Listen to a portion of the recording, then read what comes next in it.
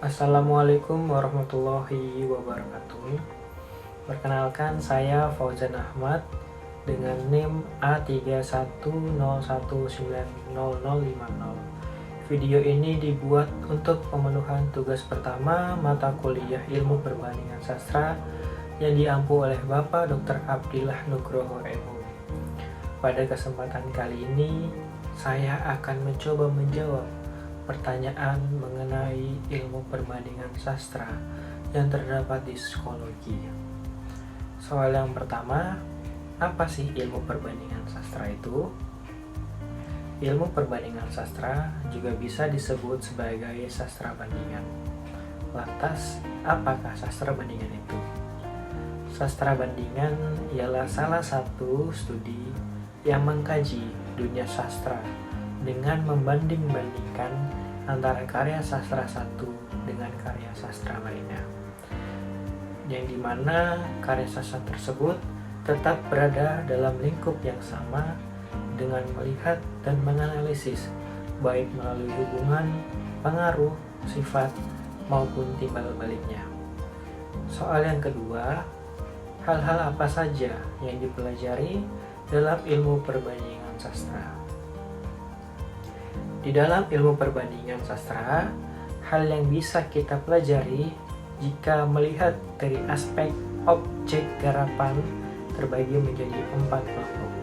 Antara lain, yang pertama ialah kategori yang melihat hubungan karya sastra dengan menelusuri kemungkinan adanya pengaruh karya yang lain.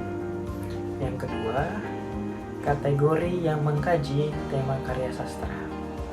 Yang ketiga, ada kajian terhadap gerakan atau kecenderungan yang menandai suatu peradaban.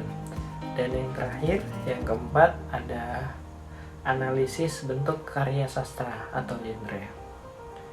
Dalam lingkup kajian tersebut, secara garis besar dapat dibedakan menjadi 2 kelompok. Yang pertama ialah kajian persamaan dan yang kedua adalah kajian konsep pengaruh. Maksud kajian persamaan yaitu tidak adanya pengaruh mempengaruhi karya sastra yang dibahas, tetapi ada persamaan di dalamnya.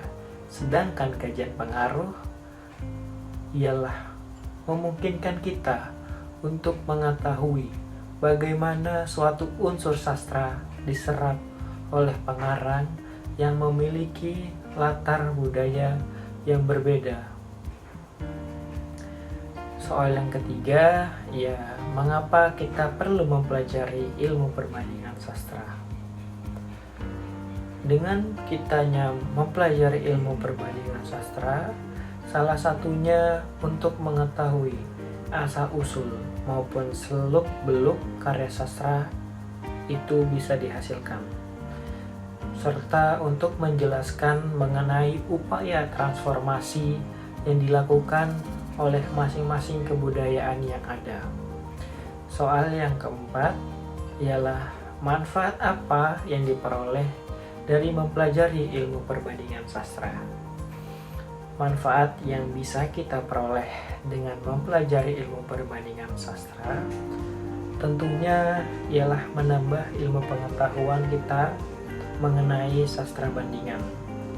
Bisa berupa mengetahui setiap paham yang berbeda di setiap kebudayaan maupun mengetahui perkembangan sastra yang ada di berbagai tempat, bukan hanya di Indonesia tetapi juga di dunia. Sekian yang dapat saya sampaikan, kurang lebihnya mohon maaf. Terima kasih atas waktunya. Wabillahi taufiq wal hidayah. Wassalamualaikum warahmatullahi wabarakatuh.